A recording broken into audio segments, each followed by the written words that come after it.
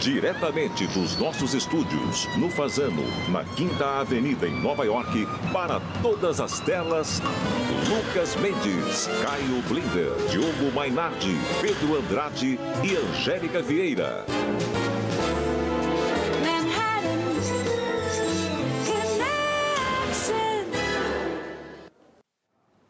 Boa noite, bem-vindos. Estamos conectados no ar para todo o Brasil pela TV Cultura e emissoras afiliadas. E com o mundo pelo YouTube, Twitter, Facebook e Spotify. Temos convidados excepcionais hoje, são o jornalista e escritor Pedro Bial e a economista e advogada Helena Landau.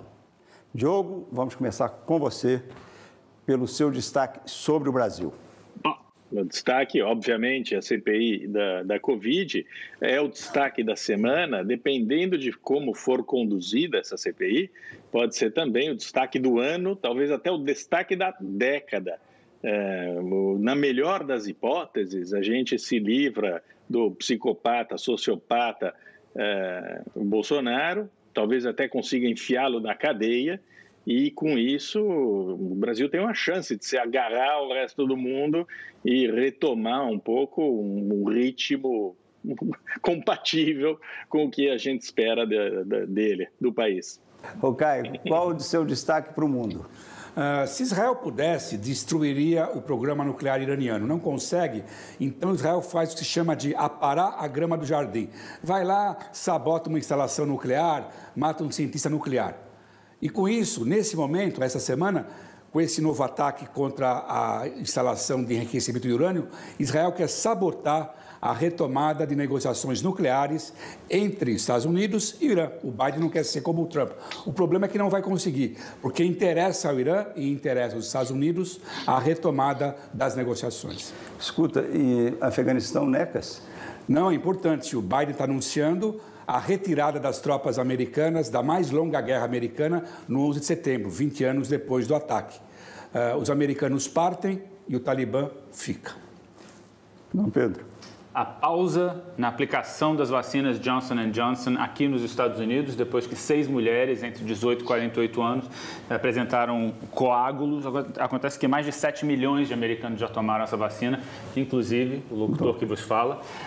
Então é uma medida extrema, mas é uma forma também desses órgãos de saúde mostrarem que eles estão prestando muita atenção, mas é mais fácil você morrer atropelado, cair um raio na sua cabeça ou você ser mordido por um tubarão numa praia da Califórnia. Como se o governador da Califórnia, depois de um acidente como esse, falasse: vou fechar todas as praias da Califórnia. Parabéns pela vacina, parabéns pelo aniversário. Obrigado. E pelo tubarão. Você sabe que tubarão na praia, a primeira vez que eu fui ao Rio, Jeca para burro, eu entrei na praia em Copacabana e começaram a gritar o tubarão.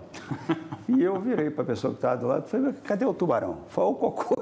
O cocô aí na frente. Era um apelido. Fica bobo, não, cara. Entendi. Ou seja, Lucas, vamos ser sinceros, até hoje não inventaram vacina contra a mineirice, né? Sim. Não tem vacina contra a mineirice. Jeca mineiro. Tem a história da Sputnik também. O Sputnik, a história é boa, porque o Brasil quer comprar esse Sputnik. Exatamente. Há meses a Rússia está tentando vender para o Brasil 47 milhões de doses da Sputnik. Sputnik real tem 91% de eficácia. Eles foram para a Eslováquia, foram checar se a vacina a Sputnik que eles estavam usando na Eslováquia valia a pena, era boa mesmo, e não era. Era uma versão tabajara. Era uma versão fajuta, porque quando eles lançaram a Sputnik, aquela revista The Lancet, Sim. que é uma das revistas mais respeitadas na área de ciência, falou que a vacina era do bem. Eles venderam para a Eslováquia, falaram: essa aqui é fajuta. Essa é Sputnik. Ô Diogo, a Europa também está em crise com essas variantes. Qual é a melhor vacina do mundo? Bom, as vacinas da Pfizer e da Moderna não são apenas as melhores, né? Elas são uma nova fronteira da medicina. Recentemente eu li uma entrevista dos donos da BioNTech, que desenvolveram a vacina de RNA mensageiro da Pfizer.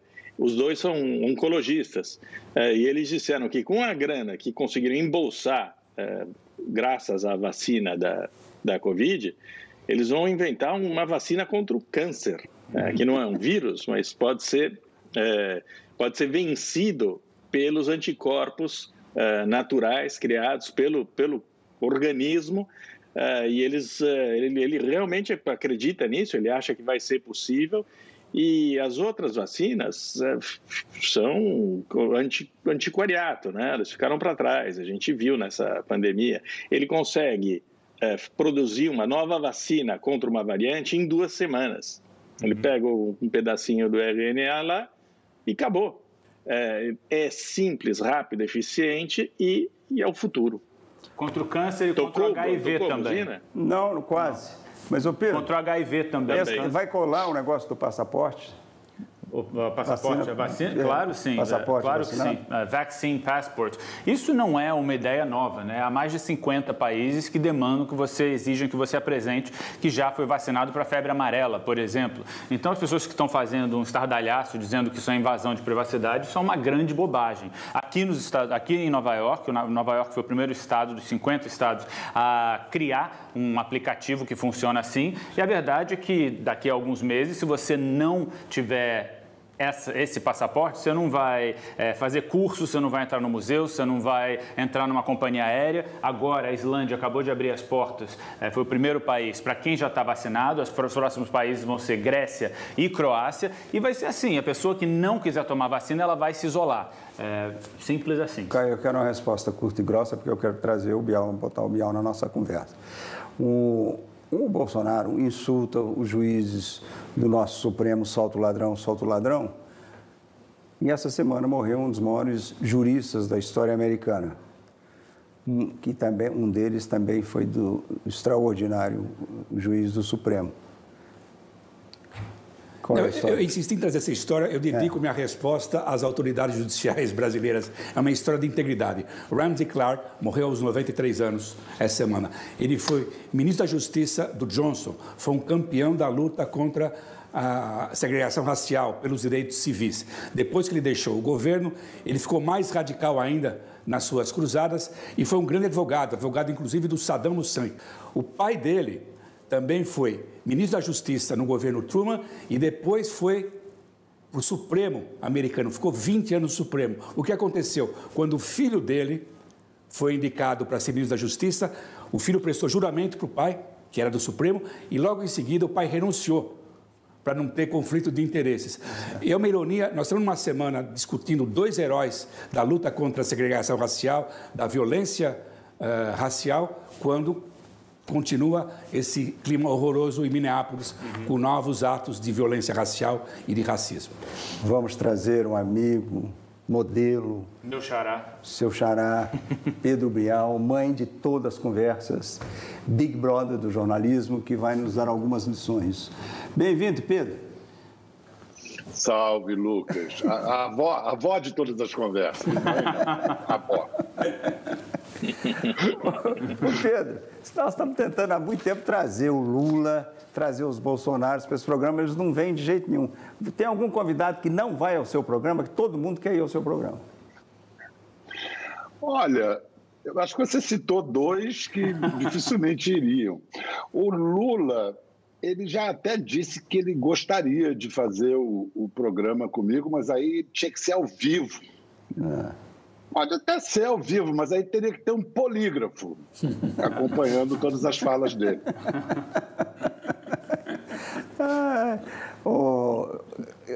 Caio, que você quer entrar na conversa? Pedro, tudo bom? É o seguinte, nós somos reféns aqui nos Estados Unidos, até mês atrás, do Trump. Havia uma sinergia. A imprensa era boa para o Trump e o Trump era bom para a imprensa. O Trump foi embora, a imprensa está em crise. Eu quero saber se no Brasil não tem a mesma sinergia, se a imprensa e o Bolsonaro estão nessa mesma arapuca, que se nós estamos fazendo um bom trabalho, dando tanto oxigênio para o Bolsonaro. Cada arroto que ele solta, a imprensa fala do Bolsonaro. Vamos lá, o nosso presidente, ele vive do conflito, né? Ele se alimenta do confronto. Não fosse assim, ele teria agarrado a oportunidade de ouro há um ano, quando começou a pandemia, para ser o líder de toda a nação. como naquele momento todos aceitariam. Ele tinha um bom ministro da Saúde, começou bem, ele poderia, de fato, num momento de pandemia, que é um estado de guerra, se tornar o líder de todos os brasileiros. Mas isso seria contra a natureza do escorpião, aquela velha piada. Então, ele vive do confronto. O que acontece é que por isso ele depende tanto de provocar a imprensa. E aí você não sei, Caio, se a imprensa aceita as provocações e não deveria, ou se também é da natureza da imprensa e das empresas de imprensa trabalharem assim, agirem assim. Essa relação entre a mídia e o Estado e os governos nunca é tranquila. No caso de um presidente, com perdão da palavra, que se comporta dessa maneira que se comporta o atual brasileiro, chegamos a esse impasse. A outra coisa que eu acho que é diferente, eu acho que a gente não tem uma imprensa, uma mídia conservadora não é a palavra, de direita mesmo, alinhada ao presidente, como aí nos Estados Unidos tem a Fox, enfim, a representação. Aqui nós não temos o equivalente. Tem uma revista que tenta fazer esse papel, não acontece nada. A CNN brasileira se lançou prometendo algo assim, mas felizmente não me pareceu comprar essa briga. Uhum. Ô, Diogo, acho que você não teve a sorte, ou já teve a sorte no programa do Bial. Nós já tivemos, eu, o Caio e o Nelsinho. E o Nelsinho fomos lá no programa dele. E o Bial já esteve aqui. A Angélica tem uma foto, ela disse que ele estava paquerando ela. Eu acho que ela estava paquerando ele. Mas agora... Olha, então, o Diogo... Olha, você conhece o Bial? Eu fui a um programa, fui a um programa do Bial no século passado, quando ele tinha programa sobre literatura, que dava traço de audiência. Eu era um escritor que dava traço nas livrarias. Ele, depois disso, virou uma celebridade. Eu continuei dando traço. A minha vida, quando dava traço na literatura, era extremamente prazerosa, e ela virou uma porcaria, porque eu tenho que me ocupar desses monstros da nossa política. A sua parece muito mais bem resolvida do que a minha, Bial. Eu acho que você conseguiu viver bem sem os livros. Eu não consegui, eu fracassei enormemente. Espero que você tenha uma lição para me dar nessa área. Olha, Diogo, eu não posso concordar com você. Eu acho sua trajetória brilhante. Você vem fazendo aí um caminho exemplar e não tenho o que te ensinar. O que eu posso dizer é o seguinte, que hoje, no início do programa, você que tem essa reputação merecida de ser um pessimista, um sujeito muito quase amargo, alguns acham, eu prefiro te chamar de azedo. Eu, aliás, sou mais azedo que amargo. Eu achei você otimista hoje com o seu destaque da semana, esperando resultados da CPI da Covid. Acho que realmente pode acontecer. Há razões para acreditar que algo pode acontecer. Mas isso me surpreendeu a partir de você, essa visão otimista, que a gente talvez chegue eu não sou otimista, eu sou trouxa. Eu sou trouxa, é diferente. Aqui, ó, vou ter um Pedro otimista aqui. Sim. De Pedro para Pedro. Bial, o Big Brother foi criado mais de 20 anos atrás, já passou em mais de 50 países, mas nada se compara ao impacto, à audiência, à influência do Big Brother Brasil. Durante muito tempo, o Big Brother era visto como um programa para as massas, né? Hoje ele é da classe A, classe Z. Você tem a elite jornalística do Brasil, hoje em dia, batendo boca no Twitter para saber quem vai para o paredão. Eu confesso que essa é uma das minhas falhas, eu nunca assisti ao Big Brother, mas você conhece intimamente o Big Brother. Eu quero saber como você justifica esse sucesso, como o Big Brother conseguiu ultrapassar essas diferenças em um país tão polarizado, né? Todo mundo agora só tem uma coisa em comum, todo mundo assiste a esse programa, né? E eu queria saber também por que o Brasil Porque, o que isso diz sobre a gente? O que isso diz sobre o Brasil, esse sucesso estrondoso? Xará, acho que tem uma peculiaridade, como você disse, há 20 anos, quando a Endemol começou a vender esse formato para o mundo todo, ela oferecia prioritariamente, inclusive isso aconteceu no Brasil, foi oferecido primeiro para o SBT, ela oferecia para emissoras que eram segundo ou terceiro lugar nos índices de audiência, para que elas, pela primeira vez, alcançassem o primeiro lugar, o que aconteceu em todos os lugares. Então, pela primeira vez no mundo, isso foi não só, esse formato foi adaptado pela líder de audiência, mas por uma líder que é difícil comparar ter uma liderança tão grande em qualquer outro país do mundo. Segundo, a nossa tradição de telenovelas. O Big Brother, quando apareceu, os teóricos da comunicação diziam que o grande sacada do Big Brother era que era uma dramaturgia sem eventos, que o espectador podia ali ficar olhando aquilo, apreciando como se fosse uma samambaia, tanto a televisão quanto o próprio espectador.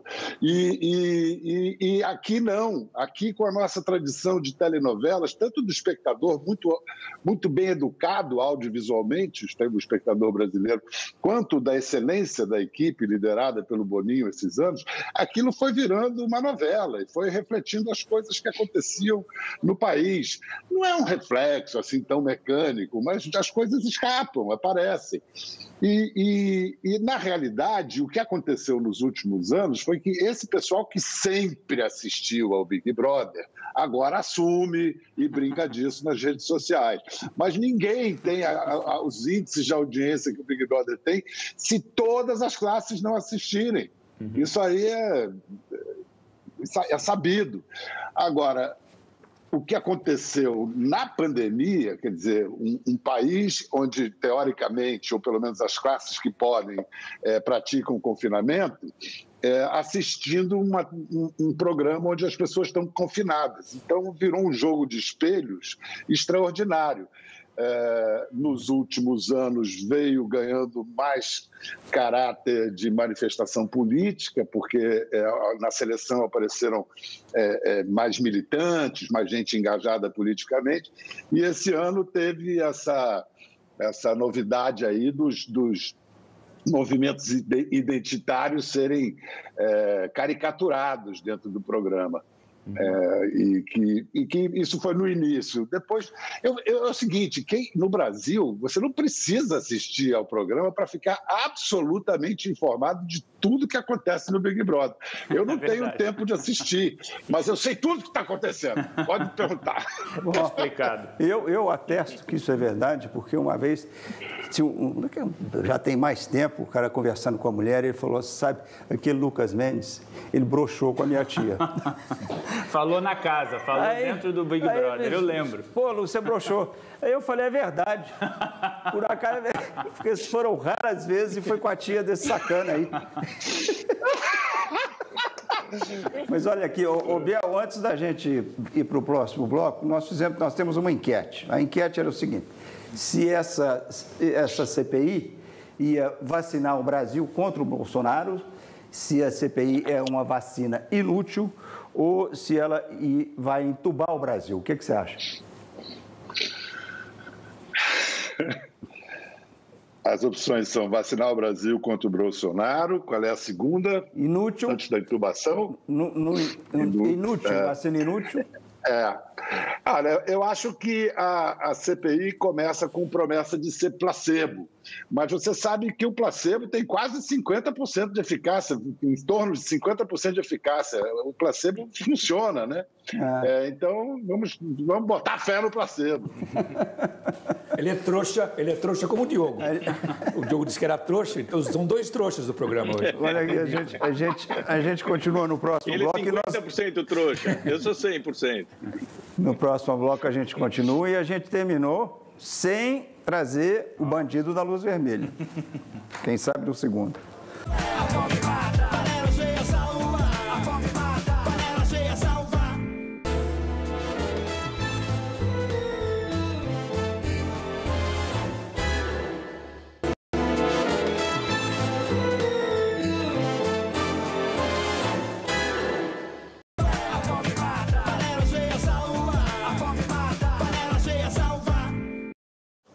Estamos de volta com um amigo e um modelo, Pedro Bial. Bial, a Globo arranjou um namorado rico, poderoso, tech, mas a gente não entendeu ainda como é que funciona esse namoro. Você pode explicar essa relação? Não sei de que namoro você está falando, Lucas Mendes. Google. O namoradão Google. Eu acho que foi oficializar uma relação clandestina, né? Pelo jeito. Eu acho que essa relação já havia e foi se impondo algum tipo de formalização societária, se é que você pode chamar assim. Não acho que chega a ser societária, mas uma parceria, né? O Google é meio incontornável no mundo de hoje, você não acha, Lucas? É melhor você se entender com ele, chegar a um termo de convivência justo. Acho que foi isso que foi encontrado. Você acha que foi golpe do baú? Olha, depende. Se você encarar a Globo como a mulher brasileira, com o grande sex appeal, que é famoso em todo mundo, não sei de quem foi o golpe do baú, né?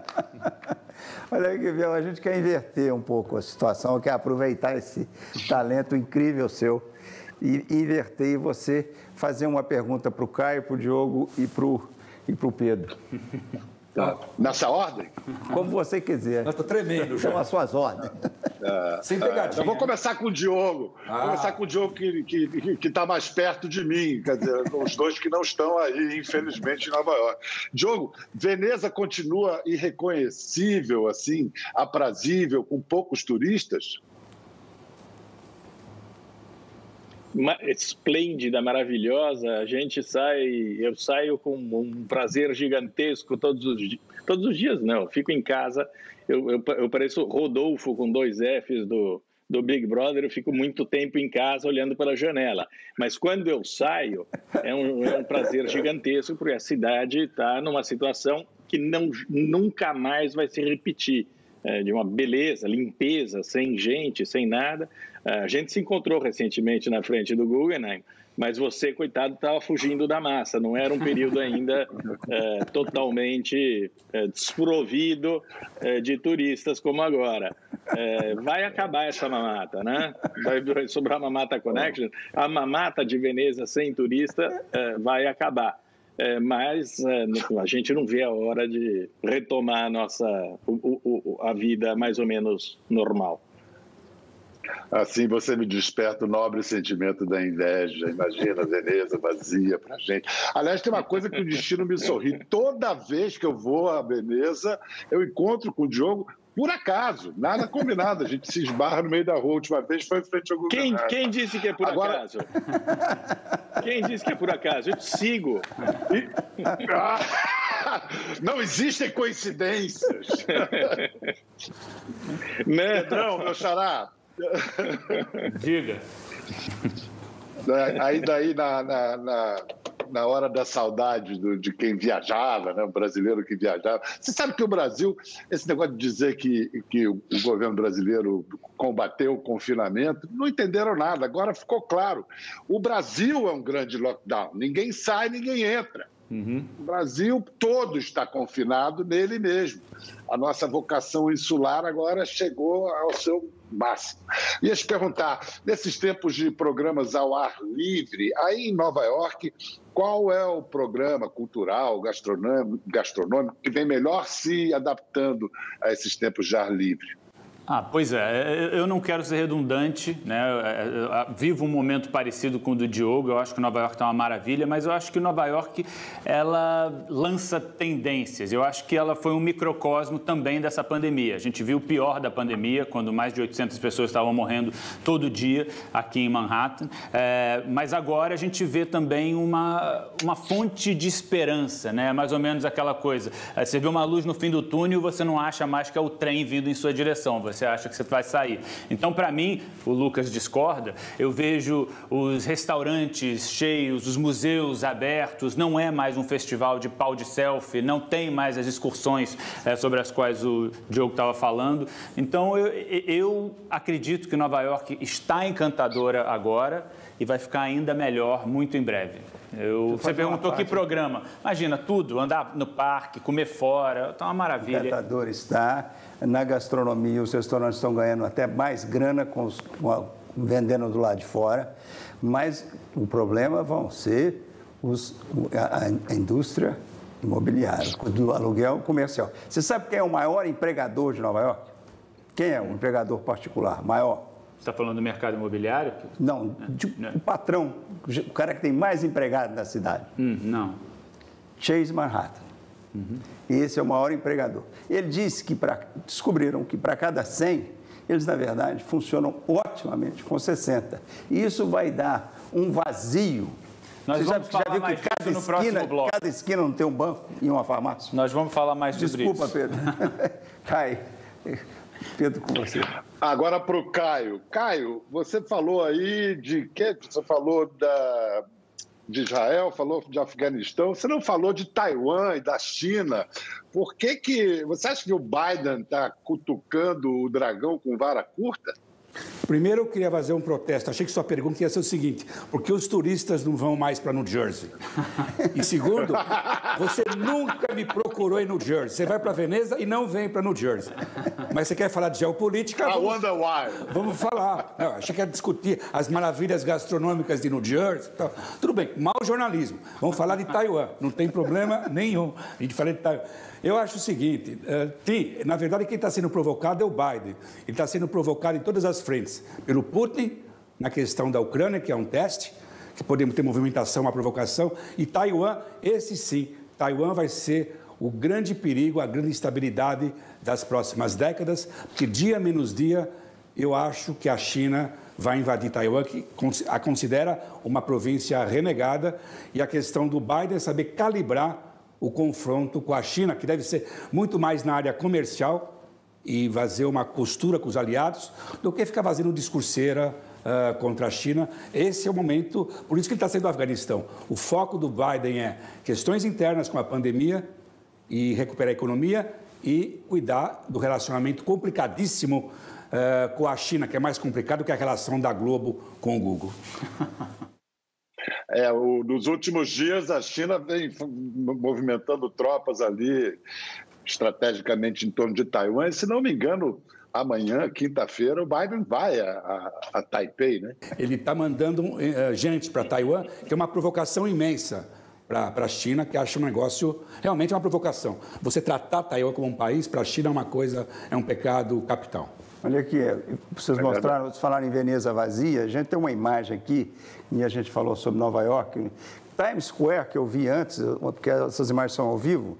Como é que está o Times Square agora? Pode dar um corte? Olha lá, tem alguém lá, cara? Os turistas não podem vir. E desde quando o local nova-iorquino vai comer no Times Square? Olha aqui, você quer ter uma experiência de alegria de viver? Vou jantar na sua casa. Essa é a segunda. A primeira, você atravessa essa rua e entra no Central Park. Dá uma alegria de ver, ainda mais agora quando está tudo nossa energia. florido. Que sacanagem, que saudade, que saudade. Minha filha que mora aí, né, ficou um tempo comigo agora. Semana passada ela voltou para aí. Aí vocês me mostram isso, me dá saudade da cidade, da minha filha, de vocês. Biel, olha aqui, eu sei que a Helena Landau, economista, advogada, já está pronta para entrar. Eu tenho uma pergunta a mais para você depois sobre o escritor. Você já conhece a Helena? Eu acho que pessoalmente nós nunca estivemos juntos, mas eu naturalmente não só a conheço, como é uma referência para mim. Ou a gente já esteve junto, Helena, e eu estou cometendo uma gafe. Helena? Não, acho que a gente se cruzou, né? Assim, no Rio de Janeiro, essa cidade pequena, pela PUC, por aí. Pelo futebol, você no Fluminense, eu no Botafogo. Mas assim, não, pessoalmente. Biel. Isso, eu fiquei pensando no Botafogo e Fluminense. Foi a primeira coisa que me veio à mente também. Eu tenho um filho que joga basquete no Botafogo, ou pelo menos jogava até antes da pandemia.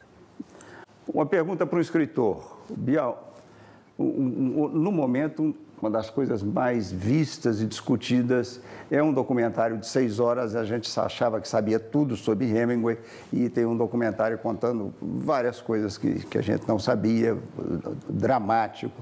Então você tem uma parte grande sobre Hemingway, o escritor, que ele reinventou na primeira metade do século XX, o Hemingway era a referência. Você aprendeu alguma coisa com Hemingway? Aprendi jornalismo, reportagem. Não. Eu me lembro do Luiz Fernando Mercadante, deve ter sido... Você conheceu, naturalmente, ele foi diretor da Globo na época que você trabalhava lá, né? Não, conheci aqui como correspondente, que ele era desde abril, e foi quem me apresentou ao Paulo Francis, foi o Mercadante, foi um grande amigo. Então tá certo. Eu tinha a leitura de Todo Mundo de Hemingway quando adolescente, é uma boa leitura para formar leitor, né? Porque vai escrever de maneira clara e acessível assim para qualquer um e ganhar profundidade dessa forma. Mas aí, quando eu entrei na Globo fazendo aquele curso de formação em telejornalismo, isso foi em 1980, 80 para 81, e aí nós tínhamos palestras com várias sumidades de jornalismo, vários destaques do jornalismo da Globo, e o Mercadante falou: olha, vocês querem saber qual foi a maior reportagem já escrita? O Velho e o Mar, de Hemingway. E aí eu comecei a ler e reler o Hemingway de outra forma. E, de fato, tem muito de jornalismo na literatura do Hemingway, né? Do bom jornalismo.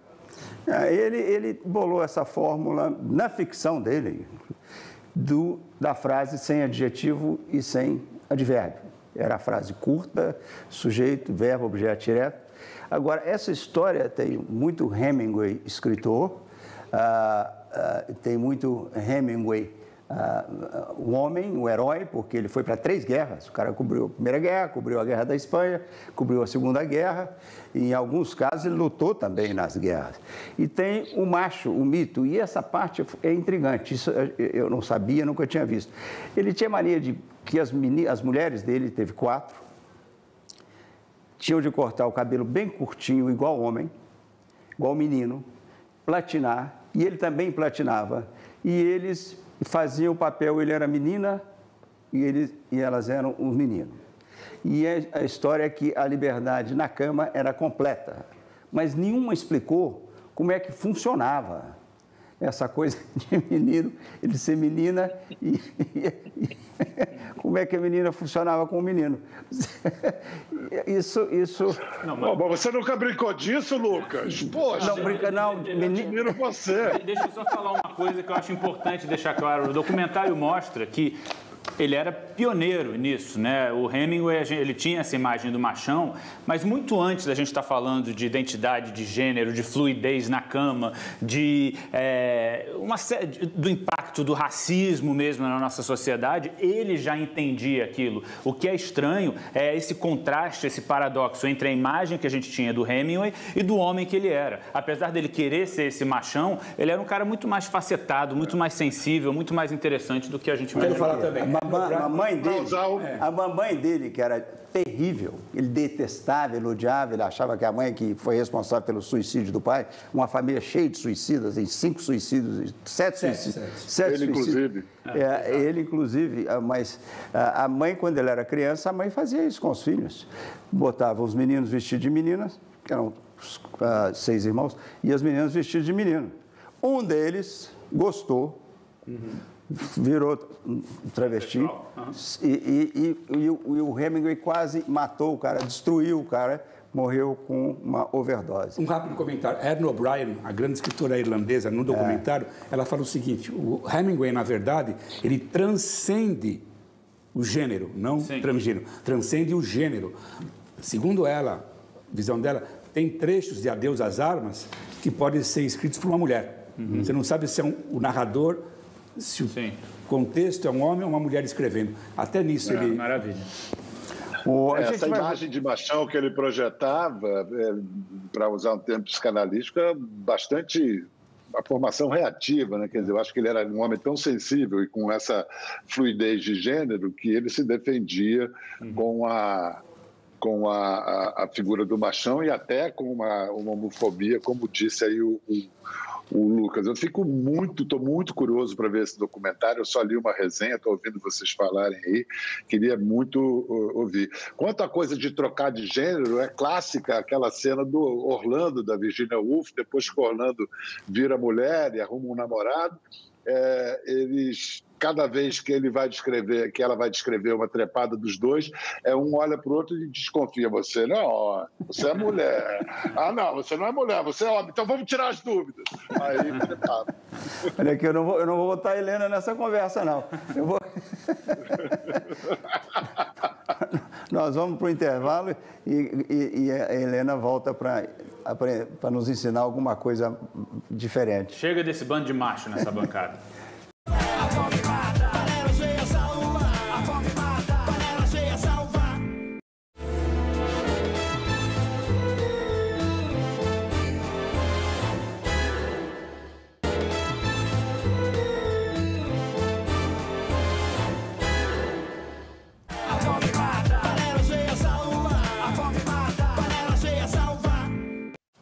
Estamos de volta com Pedro Bial e Helena Landau. E agora o Caio está aqui me incomodando o tempo todo, falou: o Bial tem que ir embora, ele tem que trabalhar de verdade. Eu falei: então, ele está trabalhando de verdade. Mas eu vou, Bial, antes de você ir embora, se você tem alguma dúvida econômica, aproveita que você está do lado de uma economista genial e ela vai nos dar uma resposta para começar essa entrevista com ela. Tá. Eu não sei se é uma dúvida econômica ou política, no caso. São precipitados os boatos, são precipitados os rumores sobre, afinal, o Paulo Guedes ter subido no telhado? Olha, o Paulo Guedes está subindo no telhado desde que ele começou, né?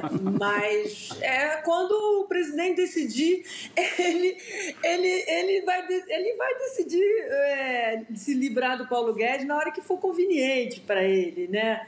Essa história de que Posto Ipiranga é um apelido nobre, eu acho que está claro que Posto Ipiranga não tem nada de uma coisa de destaque, como quem dissesse: o Paulo Guedes está lá para responder coisas que eu não entendo. Posto Ipiranga é para dizer: olha, ele está lá e na hora que eu não precisar mais dele, eu tiro. Acho que só o Paulo Guedes não entendeu até agora quão descartável ele é. E ele está contribuindo, né? Não para de fazer de confusão uma atrás da outra. Eu acho que essa questão do orçamento foi, assim, a cereja do bolo, né? Porque é inadmissível tanta confusão para conseguir aprovar um orçamento. Veio atrasado, uma falta de coordenação. Ele resolveu botar não sei quantos ministérios embaixo dele e agora fica tentando botar culpa em todo mundo. Ele é o líder da economia, ele quis ser o líder da economia. E agora não adianta dizer que a culpa é dos outros, né? O orçamento não está aí, o orçamento é inexequível e a responsabilidade é dele. Bial, valeu. Sua missão está cumprida. Se você quiser trabalhar de verdade... Obrigado, gente. Muito obrigado. Viu? Eu agora vou trabalhar com remuneração. Tchau, Bial. Também que o prazer de estar com vocês não tem preço. Tchau, Helena. Foi muito bom te ver. Tchau, Diogo, Caio, Pedrão. Tchau, Bial. Lucas, obrigado. Valeu, Bial. Obrigado. Helena, o cenário aí para vocês no Brasil não é tão bom. Feito aqui fora. Aqui, o mundo vai ficar fantástico. É o que a gente está lendo. Os economistas, inclusive até os economistas da revista Economist, vai ter emprego, vai ser uma explosão de empregos. Vai ser bom para patrão, vai ser bom para empregado, vai ser bom para tech, para médico, enfermeira. Isso é verdade? Olha só, eu não consigo olhar nada de bom nesse momento. Eu sou uma pessoa normalmente muito otimista. Mas estando aqui trancada dentro do Brasil, com essa liderança do Bolsonaro, que eu não preciso nem usar os adjetivos, porque o Diogo já usa os adjetivos próprios em meu lugar. É impossível ser otimista, entendeu? Acho que a única luz no fim do túnel para mim, alguma esperança só vai acontecer quando o Bolsonaro for afastado da presidência. E antes disso eu só vejo piorar. Ele vai surpreendendo, ele vai piorando, ele vai agravando a crise e a gente vai perdendo esperanças, entendeu?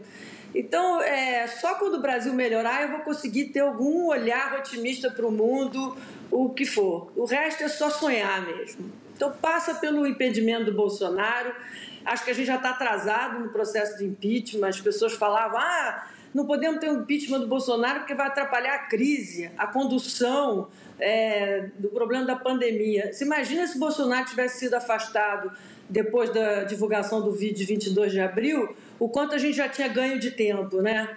Então, assim, estamos atrasados nesse assunto.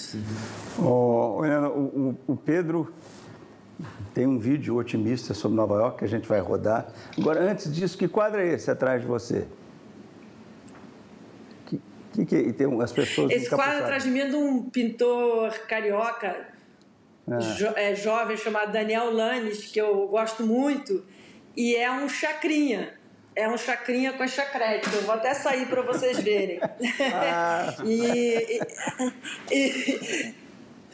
Eu adoro os quadros dele, são sempre muito vivos. Ele fala da família real, ele tem quadros com Freud, bailarinas. E esse, assim, eu resolvi botar aqui para alegrar meu escritório. Tá ótimo, vamos ver se o Pedro nos alegra aqui com o vídeo. Cadê o vídeo do Pedro? O meu vídeo vem depois do Diogo e do Caio, se eu não me engano. Não fecha o meu bloco, o vídeo? Agora vai abrir, nós estamos com a Helena ali. Não, Você que manda. Oi, Lucas. Com 1/3 da população devidamente vacinada, Nova York hoje vive duas realidades. Por um lado, você tem bairros que foram totalmente devastados pela pandemia, como Midtown, e por outro, você tem regiões como West Village, que apresentam um renascimento relâmpago. Segundo o governador Andrew Cuomo, depois de um investimento multibilionário, no ano que vem, no verão, Nova York vai estar nova em folha. Tomara. Dá uma olhada.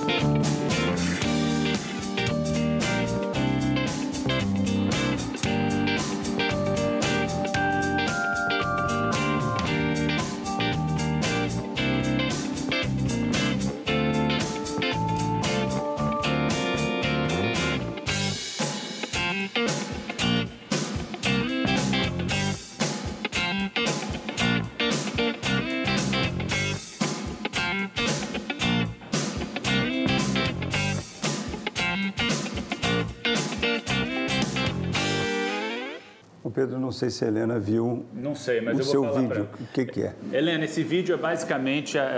Agora a gente falou no primeiro bloco de duas visões diferentes sobre esse momento pelo qual Nova York está passando. O Lucas está mais focado, está se referindo a Midtown, que é um lugar que está vazio, deserto, destruído pela pandemia, onde você tem vários escritórios que agora não tem ninguém lá dentro.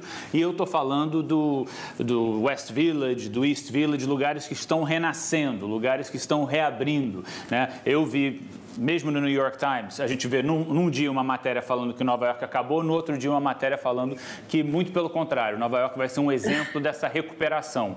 Você falou que não anda muito otimista, eu queria saber a sua opinião. Olha, eu acho que esse vídeo expressa uma mudança que a gente vai ter depois da pandemia, é evidente. Se você transpuser o que está acontecendo em Nova York, por exemplo, o Rio de Janeiro, a gente tem um abandono do centro da cidade ainda pior do que já era antes. Antes a gente tinha dificuldade de ocupar o centro por causa de violência, etc. Agora você tem um abandono, né, de escritórios, uma nova economia, e a Prefeitura do Rio está tentando revitalizar o centro, finalmente, né? Por outro lado, eu acho que você consegue uma coisa em Nova York que no Rio a gente está dificultado, está difícil de acontecer no Brasil. Porque você acaba... Aqui a gente não fez nenhuma coisa nem outra, a gente não teve lockdown, a gente fica pelo meio do caminho, as coisas abrem e fecham. Então, assim, você parece que não está tendo pandemia no Brasil, você sai aí pelo Rio de Janeiro com os bares cheios. Então, assim, é uma situação muito surreal, muito surreal. Eu fico louca para ver uma revitalização da área de serviços, né? Restaurantes, bares, serviços, para empregar mão de obra e com otimismo, e esperando que isso aconteça no Brasil, porque o Brasil entrou para um caminho muito ruim, com essa dúvida que não devia ter existido entre salvar a economia e salvar vidas, que é uma dúvida absurda, porque, em primeiro lugar, não tem que ter essa dúvida entre salvar vidas, e depois o atraso na vacinação, no lockdown, nas políticas de distanciamento, o simples uso da máscara que o presidente da República... Ajuda a entender... Eu tô caçando desesperadamente uma alternativa a esses dois monstros para 2022. Você tem alguma sugestão, alguma ideia? Eu já estava propondo uma candidatura ao Bial. Olha, Diogo, eu me recuso a ficar trabalhando com esse cenário Lula-Bolsonaro. Me recuso. Não é possível que o Brasil não consiga sair dessa armadilha populista, né? Não dá, assim, um populismo de esquerda, um populismo de direita, repetir erros do passado, passar por cima de coisas que aconteceram. Então, eu não trabalho com o cenário Lula-Bolsonaro, me recuso. Então, diante disso, e acho muito ruim essa antecipação, porque quando as pessoas começam, contra o Bolsonaro eu voto em qualquer um, você começa, na partida, a ignorar, assim, até fragilizar essa opção que você está me perguntando. Bom, eu tenho algumas predileções, né? O meu político favorito, a pessoa que eu acho que está... O Caio está ansioso para fazer uma pergunta sobre um assunto completamente diferente. Complexo, assunto complexo. Voltamos já com a Helena.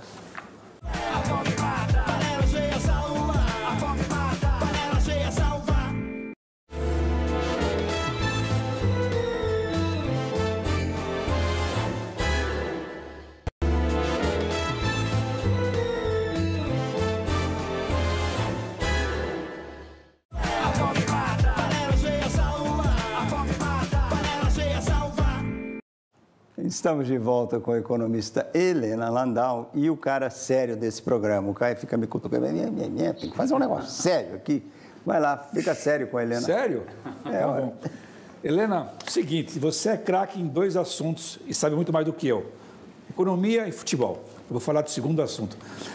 Todo mundo fala que a pandemia vai mudar tudo, os business models, a maneira de ser. Você acha que alguma coisa vai mudar no futebol como modelo de negócios em função da pandemia? Eu acho que não. Acho que a gente está tentando mudar o modelo de negócio de futebol há tanto tempo.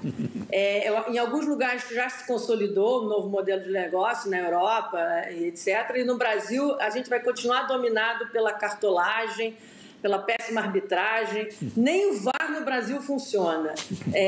Então, ser torcedor no Brasil é uma profissão de fé, especialmente sendo botafoguense, né? Que mostra o quanto eu sou uma pessoa otimista, que eu não largo meu time de jeito nenhum. Mas, sério, eu já trabalhei muito com futebol.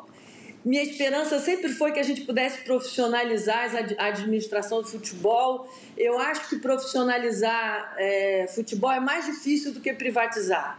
Os cartolas são, muito difíceis de largarem o osso e alguns times conseguem uma coisa ou outra de melhoria e existe também uma coisa que atrapalha muito, que é a distribuição de direitos televisivos, que cria um fosso muito grande entre os clubes. E num campeonato de pontos corridos, isso atrapalha. Acho que a pandemia está trazendo problema para o futebol, como está trazendo para todas as atividades. Eu tenho muita dificuldade de discutir o que vai ser o mundo pós-pandemia, porque todo mundo dizia que a pandemia ia tornar o ser humano melhor, mais solidariedade. O que a gente está vendo? Enfermeiros que falsificam a vacina. Então, a gente tem que tomar cuidado com esse novo mundo. Por outro lado, a gente vê muita solidariedade em doações da sociedade civil. E no meio desse caminho, enquanto as pessoas estão na fila para conseguir vacina, a Conmebol pega lá 50 mil vacinas para fazer o jogo. Eu estou ficando cada dia mais triste com o futebol, mas eu sou fanática, eu sou apaixonada e eu tenho ainda uma missão. Eu tenho um neto de 4 anos que a gente treina todo dia o hino do Botafogo, né? Porque essa tradição tem que continuar, né? Coitada, vai sofrer muito, agora vai passar o sofrimento pro neto, ele vai dar o sofrimento. Mas não tem jeito. Olha aqui, né?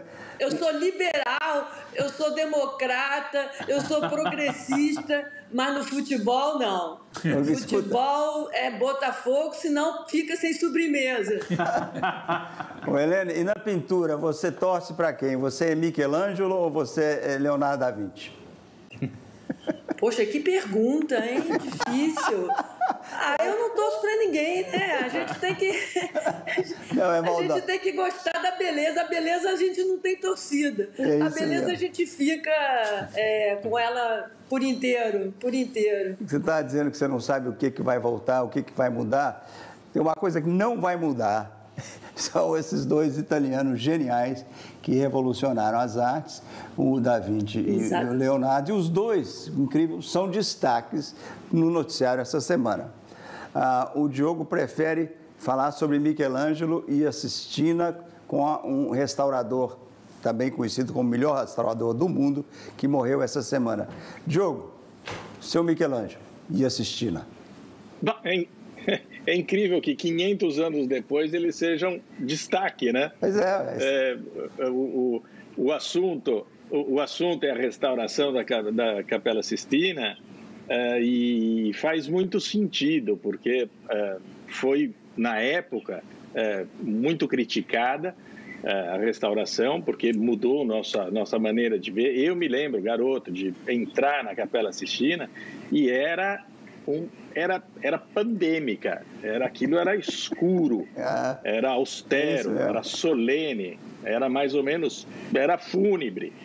E quando eu voltei depois, levei um susto danado, porque era um teatro, era um mundo pré-reforma, contra-reforma, de uma religiosidade mais aberta, menos obtusa, mais otimista, que dava mais racional e com todas aquelas cores, era muito impressionante. Então, quando a restauração restituiu isso para todos nós, e já vai tocar o sinal vermelho aí para mim, mas quando restituiu para a gente isso daí, abriu a nossa cabeça e abriu o nosso jeito de ver a própria religião, eu acho, o que é incrível, né? E isso tem efeitos até hoje. Você escapou por 17 segundos. Ô Pedro, o seu homem é o Leonardo. Sim. Por que ele foi barrado de entrar no Louvre?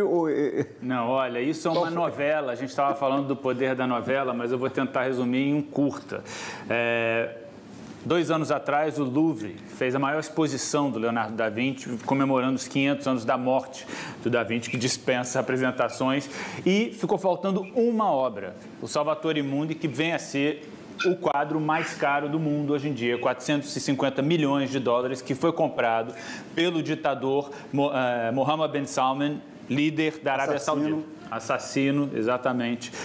Enfim, o que aconteceu? Naquela época, o ditador já tinha comprado por essa baba esse quadro. Ele já tinha comprado esse quadro, ele mandou para o Louvre e pediu para o Louvre certificar, mostrar a veracidade que esse quadro era, sim, do Leonardo da Vinci. O Louvre falou, você pode mandar o quadro para cá, a gente vai dizer se ele é verdadeiro ou não, mas o Mohammed bin Salman disse, só se ele ficar exposto do lado da Mona Lisa. O Louvre falou assim, que baixaria é essa? Como assim? Olha a segurança desse museu, esse é o quadro mais icônico de todos os tempos, a gente não pode botar o quadro um do lado do outro. O Louvre falou assim, então está aqui o seu quadro de volta, a gente não vai te dar o certificado de autenticidade. Mas olha aqui. Ele não emprestou o quadro, o quadro não estava na exposição e o quadro está agora no iate do ditador. Eu não sei isso é uma perda para todos nós. Nem isso a gente pode confiar, saber onde está esse quadro. Pois é. Mas olha... Diga. Mas acho que esses dois nomes são importantes nesse momento, porque quando eu fui na Capela Sistina, era tanta gente, que as pessoas saíam de lá passando mal, né? Com medo, claustrofóbicas e tal. Então, no mundo pós-pandemia, a gente vai ter uma outra forma de apreciação dessa beleza da Capela Sistina, né? Acho que isso vai mudar. Essas aglomerações vão diminuir. E eu acho que o Da Vinci a gente tem que celebrar muito. No mundo de negacionismo, de recusa à ciência, quase uma volta ao pré-iluminismo, principalmente para brasileiro, a gente tem que falar muito de Da Vinci, né? São muito simbólicas essas duas coisas. Vocês estavam falando, eu me lembrei da minha ida na Capela Sistina, com as pessoas saindo, passando mal de tanta gente num lugar só. E lembrei do Da Vinci e esse inominável presidente que a gente tem, né? Pois é, o Da Vinci, gênio por gênio, o Da Vinci ocupa um lugar mais alto porque o cara fez tudo. Ele só pintou 18, pintou menos de 20 quadros, né? mas ele entendia de guerra, ele entendia de cidade, de urbanismo, de anatomia. Foi o negócio que a primeira pessoa a falar sobre entender direito como funcionam essas válvulas do coração foi ele. O Caio, você está aflito aí? Não, você está bem? Sou super tranquilo. Pois é. Eu estou me sentindo na Capela Sistina. E era proibido de secar cadáveres. Roubava os cadáveres no hospital. Ele pagava uma micharia. Roubava cadáver, isso aí. Ele pagava uma micharia para o pessoal. Entendeu? Helena, tem futuro o sindicalismo? Os sindicatos no Brasil têm futuro? Os sindicatos são do bem no Brasil? Os sindicatos, depois que acabou a obrigação... Depois que acabou a obrigação de contribuição compulsória, os sindicatos perderam muito faturamento, muito receita, que mostra que, na realidade, o fortalecimento deles vinha dessa compulsoriedade. Eles vão ter que mostrar serviço, né, para continuar existindo. E tem uma discussão enorme também se terceirizados e tratamento, a questão da uberização. Então, assim, isso, de fato, a pandemia acelerou muito, né, a discussão das novas formas trabalhistas, de como é que os direitos trabalhistas vão ser preservados. Acho que os sindicatos não se recompõem, aqui no Brasil não se recompõem mais. Era uma arma política que se tinha, que apoiava um partido de governo, e que agora se acabou, né? Tem que mostrar serviço, e não estão mostrando, né? Porque eu ia perguntar a Helena se ela viu a lista dos novos bilionários que saiu no Brasil essa semana. Se tem alguma coisa surpreendente ou relevante, Helena? Eu acho que são os mesmos de sempre, né? São os mesmos de sempre. Não tem essa diferença, assim, como a gente... E também, se você olhar a lista, outro dia eu vi a lista das 10 mulheres mais ricas do mundo também, tirando a chinesa, que tem uma inovação, você tem muito também essa coisa da herança, né? Que tem de homens. Então, eu queria ver, assim, eu gosto quando aparecem novos nomes que vêm de inovação, de startup, de ousadia, de tentativas, né, onde o risco, a tecnologia é premiada, né? Isso, para mim, é o mais importante. O resto, você acaba tendo uma tradição de herança, de tradição familiar, né? E dos mesmos setores. Como aniversariante, e porque você é um cara... Você tem alguns direitos. E é um cara brilhante. Você tem alguns direitos. Você vai Meu terminar presente. A conversa com a Helena. E tem tudo a ver com a resposta da Helena. Helena, você falou de chineses e falou de inovação, né? Há muito tempo a China compete com os Estados Unidos, mas ela tem uma desvantagem. O dólar, quando a gente fala da economia global, é muito mais poderoso que a moeda chinesa. Mas agora eles inovaram e decidiram investir tudo nos bitcoins, nas criptomoedas. O dia que eu ganhar um dinheiro, você acha que eu devia investir na criptomoeda chinesa? Você acredita que essa estratégia vai funcionar? Se a Helena você explicar o que é Bitcoin e eu entender, eu te dou uma grana claro depois. Que ela sabe. Eu que não sei. Não faço a menor ideia. Pedro, você fez a pergunta para a pessoa errada, porque eu tenho verdadeiro pavor de mercado financeiro e aplicação. Eu sou aquela economista assim, que olha macroeconomia. Então, assim, desde, sei lá, quantos anos, desde que meu filho tem 19 anos de idade, que ele cuida dessas coisas, porque ele adora mercado financeiro. Bitcoin, então, eu não entendo mesmo, né? Eu sou assim, se eu fosse administrar meu próprio dinheiro, eu estaria perdendo muito, porque, por exemplo, eu nunca investiria em empresa estatal na minha vida, jamais, por princípio, né? Então, assim, aí quando a Petrobras vai muito bem, todo mundo diz assim para mim, tá vendo? Você perderia um dinheirão, porque a Petrobras está indo muito bem. Aí o Bolsonaro vai lá e intervém na Petrobras, aí eu digo, graças a Deus eu não tenho nenhuma ação da Petrobras. Então eu não sou uma boa investidora, eu sou mais ou menos igual a piada do chofer de táxi, entendeu? Quando ele está começando a falar que é para comprar dólar, é porque está na hora de vender, né? Essa piada que tem. Eu estou mais ou menos nessa linha, então eu delego para quem entende. Eu não gosto de mercado financeiro. Eu sei que muita gente nas redes me chama de mercado, de pessoa ligada a mercado financeiro. Eu nunca trabalhei com isso e realmente eu não gosto. Tá ótimo. Helena, muitíssimo obrigado. Um prazer enorme ter você aqui. Vamos ter outras experiências. Eu que agradeço estar com vocês, foi muito divertido. Obrigado, querido. Até a próxima. As Marratazanas se despedem, agradecidas, com o Rodrigo, não, com o Bandido Vermelho, que não entrou em cena. Fica devendo. Se queria entrar injustamente contra mim, como sempre, e eu me comportei.